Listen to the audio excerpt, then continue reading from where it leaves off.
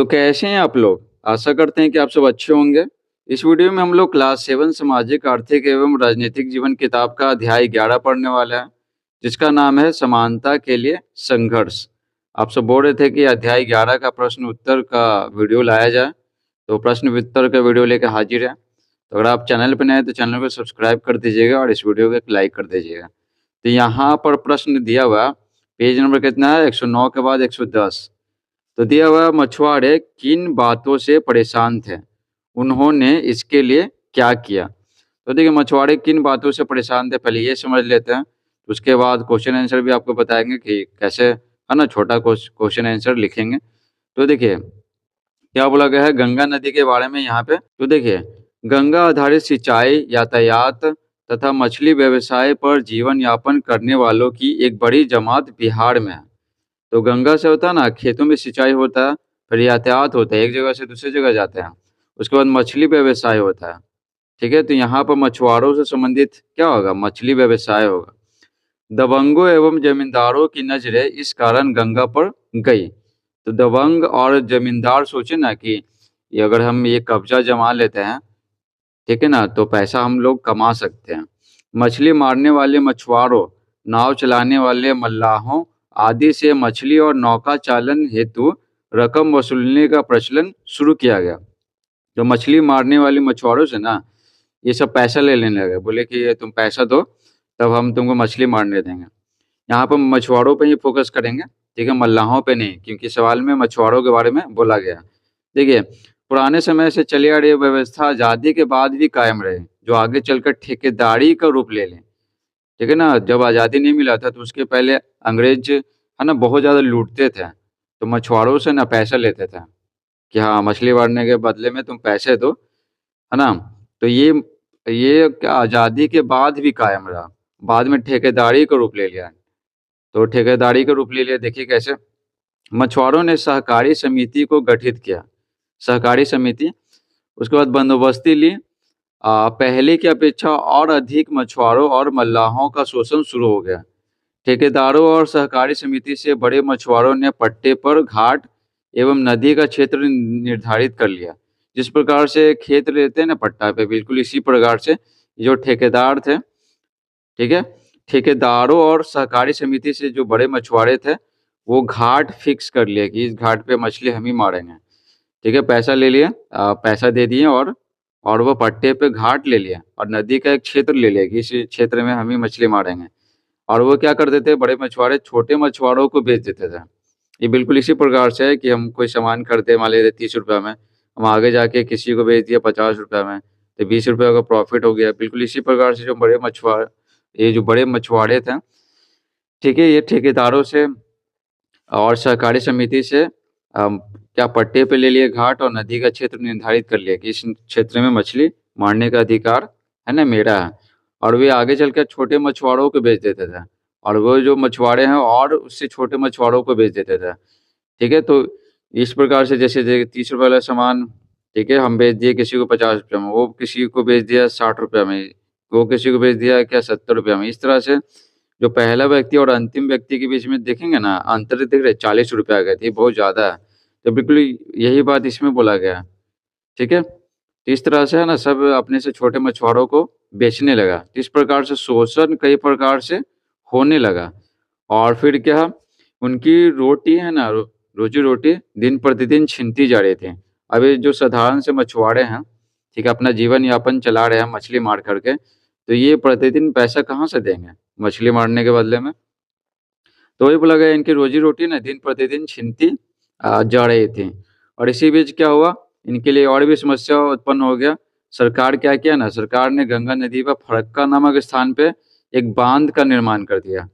फरक्का नामक स्थान पे एक बाँध का निर्माण कर दिया। इससे क्या हुआ, जो समुद्र से गंगा नदी में समुद्र से जो मछली आती थी ना और मछली का जो बच्चा आता था, ठीक है, जीरे का बहाव आना बंद हो गया। ठीक है? समुद्र में बहुत सारी मछलियाँ होती है ना, तो आ जाती है बहते-बहते, ठीक है? जैसे बंगाल की खाड़ी से। तो क्या इसका परिणाम क्या हुआ, गंगा में मछलियों का ना बहुत ज़्यादा कमी हो गया, ठीक है? क्योंकि उसका जीरा जो है छोटा-छोटा बच्चा नहीं आ पाता था समुद्र से गंगा नदी में, तो मछली बहुत कम हो गया। तो मछली कम हो गया तो क्या हो गया, मछुआरों के सामने भूखों मरने की नौबत आ गई। उसके बाद और भी समस्या उत्पन्न होने लगा। गंगा के दोनों किनारों पर फैक्ट्रियाँ लगी, जैसे कानपुर में, उत्तर प्रदेश में बहुत सारा फैक्ट्री है, जैसे कानपुर में चमड़ा फैक्ट्री है। तो उनसे है ना कचरा निकलता है, तो गंगा प्रदूषित हो गया और मछली रसायनों के प्रभाव से मरने लगी और उनकी प्रजनन क्षमता भी कम हो गई। वो बहुत ही है ना अंडे कम देने लगी, उससे बच्चा बहुत कम निकलने लगा, तो गंगा नदी में क्या मछलियों की कमी हो गई। तो यही कारण है कि मछुआरे निराश हो गए और वो क्या कर दिए, अपने हक के लिए ना संघर्ष का ऐलान 1982 में कहलगांव के कागजी टोला से कर दिए। ठीक है, 1982 में। और ये क्या चाहते थे? ये चाहते थे ना कि गंगा से जलकर समाप्त हो जाए। जलकर मतलब जो जो टैक्स लगता है ना, कर मतलब यहाँ पे टैक्स है। जो टैक्स लगता है वो बंद हो जाए। ठीक है, मछली मारने के बदले में इनको टैक्स देना पड़ता है, तो वो सब समाप्त हो जाए और मेन चीज़ यही था। ठीक है? आगे देखें, तो ये शांतिपूर्ण प्रदर्शन करते हैं।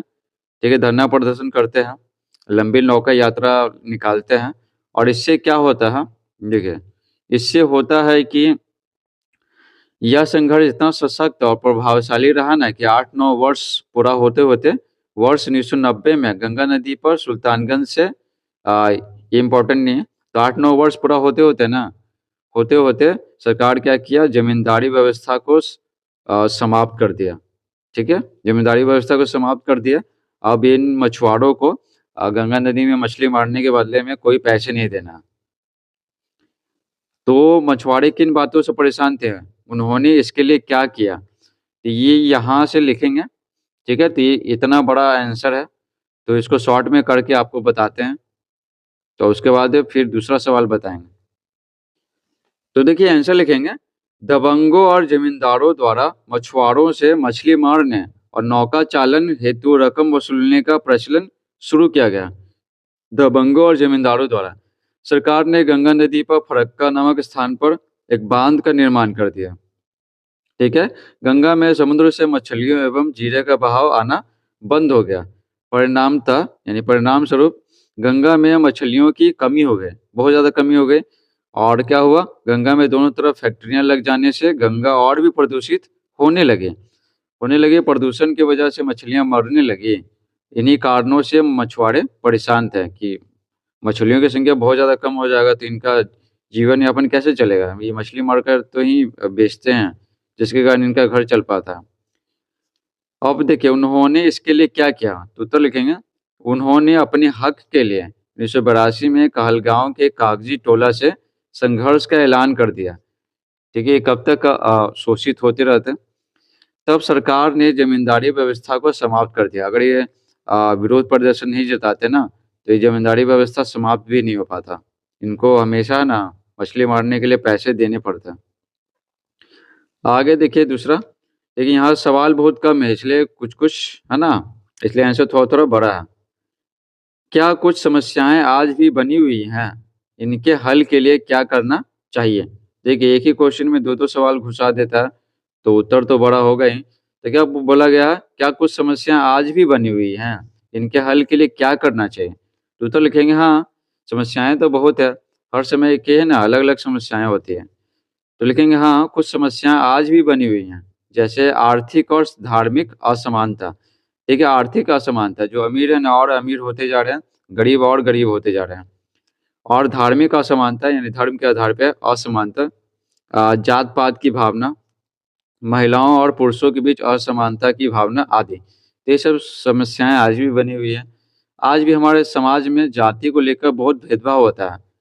उच्च जातियों द्वारा निम्न जाति के साथ दुर्व्यवहार किया जाता है। शहर में तो एक जगह पे विभिन्न जाति धर्मों के लोग रहते हैं, तो इतना फ़र्क नहीं पड़ पाता, लेकिन गाँव में है ना अलग-अलग टोला बँटा होता है जाति के आधार पे, तो वहाँ पर बहुत भेदभाव होता है। ठीक है? देखते होंगे ज़्यादा भी एक एक एरिया में रह रहा है, ठीक है? कोई बढ़ई है तो एक एरिया में रह रहा है, कोई मान लेते हैं कि ठाकुर है तो को अलग एरिया में रह रहा है। ठीक है? सबका अपना-अपना क्षेत्र बँटा होता है, तो ये तो असमानता का ही निशानी है। ठीक है? तो उच्च जातियों द्वारा निम्न जाति के साथ दुर्व्यवहार किया जाता है। ठीक है? गाँव में ये अभी भी चल रहा है। ठीक है? लेकिन पहले की तुलना में बहुत कम हो गया।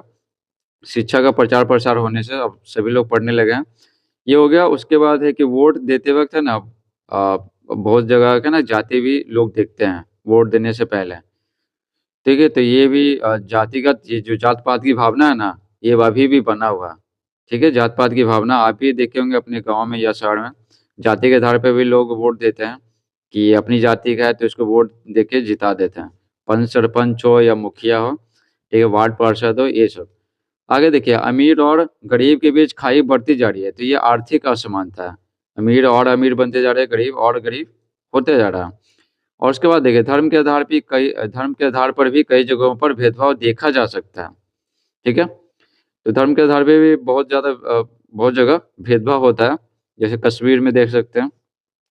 आगे देखिए इनके हल के लिए शिक्षा का प्रचार-प्रसार करना तो बोला गया है कि इनके हल के लिए क्या करना चाहिए? तो इसका तो बस एक ही उपाय है शिक्षा का प्रचार-प्रसार जितना लोग शिक्षित होंगे, ठीक है? तो उतना ज़्यादा ओपन माइंडेड बनेंगे। तो देखिए इनके हल के लिए शिक्षा का प्रचार-प्रसार करना होगा ताकि लोगों को अपने कर्तव्यों और अधिकारों का ज्ञान हो सके। कर्तव्यों हमें है ना सभी का ना अपने देश के प्रति कर्तव्य होता है। जैसे समाज में शांति बनाए रखना इस तरह से और अपने अधिकारों का ज्ञान हो सके, ठीक है? अगर किसी का स्वतंत्रता का अधिकार जो भी है ना उनके अधिकार जो देश के द्वारा संविधान के द्वारा दिया गया है, अगर उसको कोई छीन रहा है, तो अपने अधिकारों का इस्तेमाल करके वो उसको प्राप्त कर सकता है, ठीक है?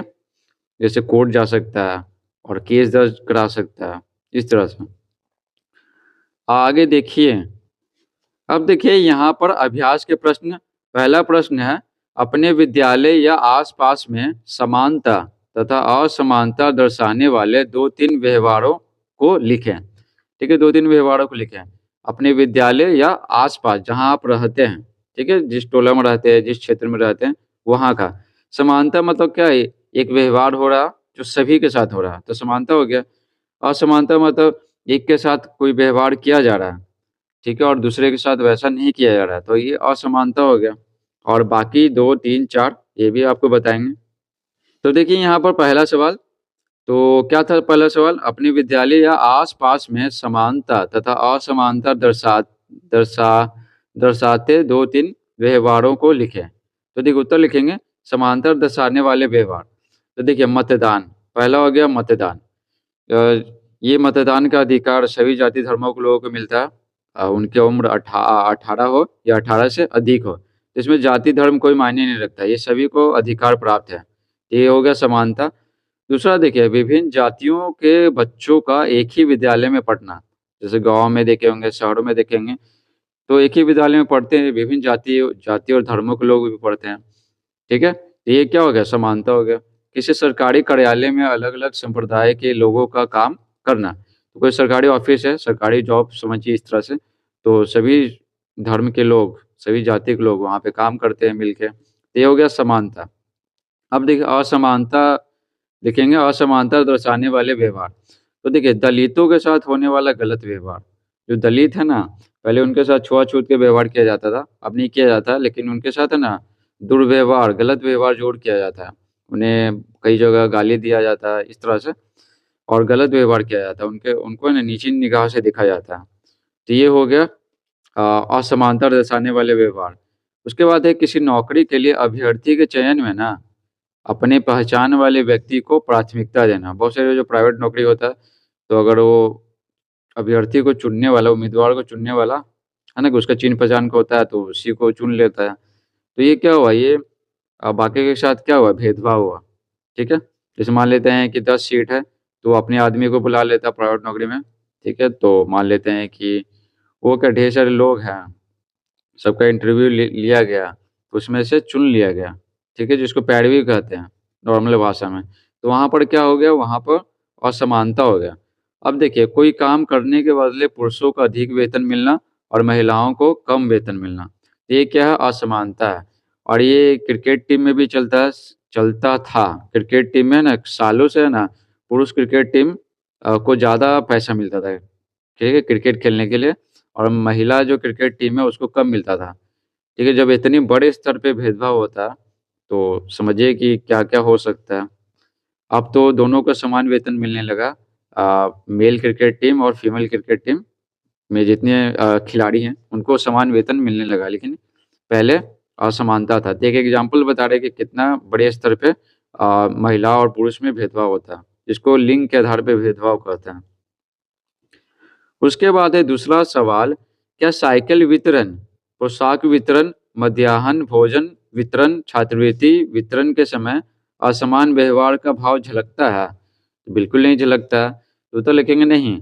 इन सभी कार्यों के वक्त है ना, क्यों नहीं झलकता है? क्योंकि इन सभी कार्यों के वक्त जैसे साइकिल और पोशाक देते वक्त छात्रों के जाति या रंग रूप नहीं पूछा जाता है, अमीरी गरीबी आदि को नहीं देखा जाता है। सरकारी स्कूल में पढ़ रहा है, ठीक है, तो उसको मिलेगा ही। साइकिल तो मिलता है 9th क्लास में, बाकी पोशाक तो हर क्लास में मिलता है, 9th-10th में तो नहीं मिलता, 8th क्लास तक मिलता है। सभी छात्रों को एक समान की साइकिल और पोशाकें दी जाती है और एक समान पैसा दिया जाता है। साइकिल नहीं मिलेगा तो पैसा मिलेगा, ठीक है? अक्सर साइकिल नहीं मिलता तो उसके बदले में पैसा दिया जाता है और एक समान राशि दिया जाता है। और पोशाक भी पहले मिलता था, अब नहीं मिलता। उसके बदले पैसे भेज दिए जाते हैं अकाउंट में और सबको एक क्लास में जितने विद्यार्थी हैं सबको समान रूप से समान राशि भेजा जाता है। ठीक है? मध्याह्न भोजन के दौरान भी सभी संप्रदाय के बच्चों को एक साथ एक जगह बिठाकर एक ही तरह का भोजन कराया जाता है। ये भी क्या होगा? समानता हो गया, कोई भेदभाव नहीं होता है। छात्रवृत्ति वितरण के समय एक क्लास के सभी विद्यार्थियों को एक समान राशि दी जाती है। तो इसमें भी कौन जाति का है, कौन धर्म का है, उससे मतलब ही नहीं है। सभी बच्चों को, सभी विद्यार्थियों को एक समान राशि उनके बैंक अकाउंट में भेज दिया जाता है। तो इस प्रकार से साइकिल वितरण, पोशाक वितरण, मध्याह्न भोजन वितरण, छात्रवृत्ति वितरण के समय असमान व्यवहार का भाव नहीं झलकता है। आगे देखिए तीसरा सवाल, यहाँ पर देखिए, अपने इलाके के संदर्भ में यानी अपने इलाके से संबंधित कुछ संघर्ष के मुद्दों को बताएं। तो देखिए हम लोग बिहार में रहते थे, बिहार का जो मुद्दा है तो सब सरकारी नौकरी, बहुत सारे लोग हैं ना सरकारी नौकरी चाहते हैं, तो उससे संबंधित जो मुद्दा है वो बहुत ही ज्वलंत मुद्दा है। तो देखिए उत्तर लिखेंगे, संघर्ष के मुद्दों में ज्वलंत मुद्दा छात्रों के हितों का है, ठीक है, जो सरकारी नौकरी की तैयारी करते हैं स्पेशली। समय समय पर छात्रों का विरोध प्रदर्शन होते रहता है। आप देखते होंगे कि न्यूज़पेपर में और टेलीविज़न पे, मोबाइल पे, ठीक ना, अक्सर देखते होंगे कि छात्र यहाँ प्रदर्शन कर रहे हैं, वहाँ कर रहे हैं। सरकार जल्दीबाजी में कई ऐसे निर्णय ले लेती है जो छात्रों के हित में नहीं होता है, ठीक है, छात्रों के हित में नहीं होता है। इसलिए छात्र संगठित होकर शांतिपूर्ण प्रदर्शन द्वारा अपना विरोध जताते हैं, ठीक है, शांतिपूर्ण प्रदर्शन करते हैं। आए दिन क्या होता है ना, आए दिन प्रतियोगी परीक्षाओं के पेपर लीक की खबरें आती रहती हैं, ठीक है। आप सभी के भैया भाभी इस तरह से कोई भी तैयारी करते होंगे तो आपको पता होगा, जैसे रेलवे की तैयारी और भी बहुत सारी तैयारी, बैंक का तैयारी, तो आए दिन प्रतियोगी परीक्षाओं के पेपर लीक की खबरें आती रहती हैं और तब छात्र क्या करते हैं, तब छात्र दोबारा परीक्षा करवाने के लिए प्रदर्शन करने लग जाते हैं। तो जो पढ़ने लिखने वाले छात्र होते हैं तो वो संगठित हो जाते हैं और वो प्रदर्शन करते हैं, शांतिपूर्ण प्रदर्शन कि एग्ज़ाम दोबारा लिया जाए। इसके अलावा कभी-कभी है ना, ये जो ज्वलंत मुद्दा है छात्रों का, इसके अलावा कभी-कभी जातिगत और धार्मिक मतभेद होने से तनाव पैदा हो जाता है। कभी-कभी जातिगत भेदभाव हो जाता है, ठीक है, ये खासकर है ना चुनाव के समय होता है। जो नेता लोग हैं ना वो इसका फ़ायदा उठाते हैं, ठीक है? किसी एक जाति को चाहते हैं, जिनकी संख्या ज़्यादा है तो चाहते हैं कि उनके पक्ष में वोट करें, तो ये जातिगत भेदभाव वो पैदा कर देते हैं, ठीक है? ख़ास करके और धार्मिक मतभेद भी वो पैदा कर देते हैं। मान लेते हैं किसी बड़े से क्षेत्र में है ना, मान लेते हैं कोई एक धर्म के लोग हैं 80%, ठीक है? दूसरे धर्म के लोग हैं 20%, तो वो चाहते हैं कि 80% के लोग हैं ना, उनके पक्ष में वोट करें, तो 80% लोगों के पक्ष में वो बोलते हैं, ठीक ना? उनकी द धार्मिक भावना है ना उसको भड़काते हैं, ठीक है? वोट के लिए, ताकि उनके पक्ष में वोट करें। तो ये उस समय क्या होता है ना, जातिगत और धार्मिक मतभेद होने से तनाव पैदा हो जाता है और कभी-कभी तो जातिगत भेदभाव होना नॉर्मल बात है। जब एक जगह पे कई जाति के लोग रहेंगे तो कभी-कभी तो ऐसा होना लाज़मी है। चौथा प्रश्न देखिए, अपने क्षेत्र के कुछ प्रदर्शनों या आंदोलनों में से किसी एक की चर्चा करें, ठीक है? तो देखिए, हम आंसर लिखेंगे, हमारे क्षेत्र में महिलाओं द्वारा नशा विरोधी प्रदर्शन हुआ था, ठीक है? नशा विरोधी प्रदर्शन, एक्चुअल में गाँव में हुआ था। महिलाएँ हाथ में झाड़ू और मशाल लिए प्रदर्शन कर रही थीं, ठीक है? यह प्रदर्शन शराब का अवैध धंधा करने वाले शराब माफिया के खिलाफ किया गया था, ठीक है, तो जैसा कि पता है कि बिहार में शराबबंदी कानून लागू है, तो बहुत सारे लोग क्या करते हैं ना, वो मीठा और पता नहीं क्या-क्या करके सड़ा करके क्या वो शराब बनाते हैं और उसको बेचते हैं और अधिक मूल्य में बेचते हैं। तो बिहार में शराबबंदी कानून लागू होने के बाद भी कुछ व्यक्तियों द्वारा शराब बनाकर अधिक मूल्य में बेचा जा रहा था। तो वो अगर कोई व्यक्ति है, मान लेते वो कमा के आ रहा है, दिहाड़ी मज़दूरी करके आ रहा है, 500 कमा के आ रहा है, 400 कमा के आ रहा है, तो उसमें से अगर कुछ कुछ है ना 100-50 का अगर शराब पी लेगा तो डेली-डेली, तो फिर क्या होगा? घर की आर्थिक स्थिति है ना, वो खराब होने लगेगा। पुलिस को इसकी सूचना कई बार देने के बावजूद इन लोगों पर कोई कार्रवाई नहीं की जा रही थी। ठीक है, पुलिस भी छोड़ रहा था। तो तंग आकर महिलाओं ने खुद ही आंदोलन चलाने का निर्णय किया। तो महिलाएँ संगठित हो गई और सोची कि अ, अब तो खुद ही कुछ करना पड़ेगा। धीरे-धीरे आंदोलन है ना फैला। ठीक है, सभी महिलाएँ संगठित हो गई जो परेशान थी। और आनन-फानन में पुलिस द्वारा क्षेत्र के शराब कारोबारियों को पकड़ा गया, क्योंकि शराब बनाना और बेचना क्या कानूनन जुर्म है। क्योंकि बिहार में शराबबंदी कानून लागू है, इसलिए शराब कारोबारियों को पकड़ा गया। तो इस प्रकार से पूरा चैप्टर समाप्त होता है। आशा करते हैं कि आपको ये वीडियो समझ में आया होगा। अगर समझ में आया तो वीडियो को लाइक कीजिए, चैनल पे नए हैं तो चैनल को सब्सक्राइब कीजिए और बाकी सब वेट का वीडियोज़ देखने के लिए प्लेलिस्ट चेक कीजिए।